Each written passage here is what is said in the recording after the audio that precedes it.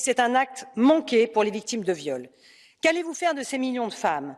Les laisser sur le bord du chemin? L'accord prévoit une révision dans 5 ans pour éventuellement introduire le viol.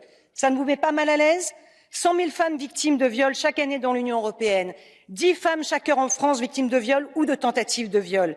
C'est Emmanuel Macron le premier qui s'est opposé à inclure le viol dans ce texte, la plus grave des violences. D'abord avec un argument juridique fallacieux, puis en contestant une définition simple, un acte sexuel sans consentement est un viol. Or, le 8 mars dernier, heureux hasard d'agenda, M. Macron fait volte-face, il n'y a plus de problème avec la notion de consentement. Eh bien, M. Macron, je vous prends au mot. Oui, le viol est une affaire européenne, car nous vivons dans un espace de libre circulation.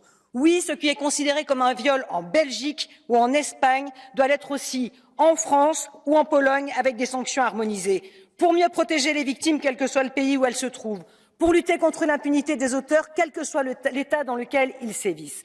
Voilà pourquoi j'ai déposé, moi, de droite, Madame Aubry, cet amendement qui permettra de réintégrer le viol dans ce texte. Ne trahissons pas le combat de tant de femmes. Et en cet instant, je pense à Simone Veil, première présidente de ce Parlement. Pensez-vous une seule seconde que sa main aurait tremblé? Je le redis, cet amendement n'a pas vocation à remettre en cause l'entièreté de l'accord de trilogue. Tout au plus, il retardera son adoption de quelques mois seulement, mais des années si nous votons ce texte sans y inclure le viol. Je vous remercie.